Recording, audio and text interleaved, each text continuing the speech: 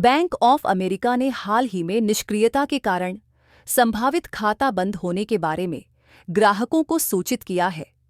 जो खाते लंबे समय तक निष्क्रिय रहते हैं, आमतौर पर लगभग 3 साल, उन पर प्रतिबंध लग सकते हैं या उन्हें लावारिस संपत्ति कानूनों के अनुपालन में राज्य की हिरासत में स्थानांतरित किया जा सकता है। इसे रोकने के लिए ग्राहकों को नियमित लेन देन में शामिल होने, खाते की गतिविधि की निगरानी करने, व्यक्तिगत जानकारी अपडेट करने और अलर्ट और निगरानी के लिए डिजिटल टूल का उपयोग करने की सलाह दी जाती है। डेली एक्सप्रेस यूएस इसके अलावा ऐसे आरोप भी लगे हैं कि बैंक ऑफ अमेरिका और अन्य प्रमुख बैंकों ने राजनीतिक या धार्मिक विचारों के आधार पर खाते बंद किए हैं। राष्ट्रपति ट्रंप ने सार्वजनिक रूप से बैंक ऑफ अमेरिका पर रूढ़िवादियों के साथ भेदभाव करने का आरोप लगाया है।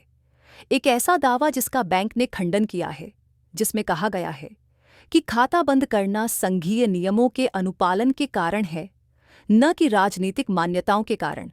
WSJ इन आरोपों के जवाब में बैंक ऑफ अमेरिका और JP मॉर्गन चेस ने खाता बंद करने से संबंधित नियमों पर स्पष्ट मार्गदर्शन प्राप्त करने और वित्तीय सेवाओं तक उचित पहुंच सुनिश्चित करने के लिए सरकारी निकायों के साथ जुड़ने की योजना का संकेत दिया है। ऐसा लगता है कि खाता रद्द करने के संबंध में बैंक ऑफ अमेरिका की संभावित चेतावनी को लेकर कुछ भ्रम है। आइए इसे समझें। खाता निष्क्रियता जोखिम।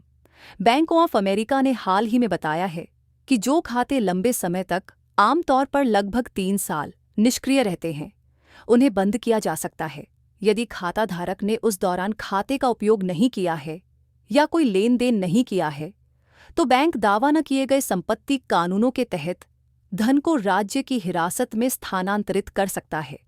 इससे बचने के लिए ग्राहकों को सलाह दी जाती है कि वे अपने खातों से नियमित रूप से जुड़ें, लेन देन करके, व्यक्तिगत विवरण अपडेट करके या गतिविधि बनाए रखने, और बंद होने से बचने के लिए खाते की स्थिति की जांच करके।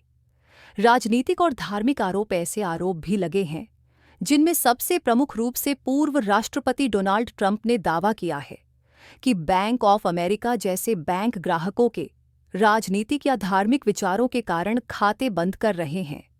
विशेष रूप से ट्रंप ने बैंक पर रूढ़िवादी व्यक्तियों के साथ भेदभाव करने का आरोप लगाया है।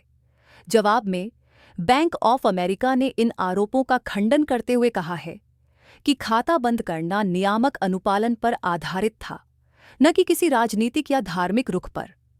सरकारी सहभागिता डी बैंकिंग, ये शब्द तब इस्तेमाल किया जाता है जब व्यक्ति या समूह बैंकिंग सेवाओं से अनुचित तरीके से वंचित होने का दावा करते हैं।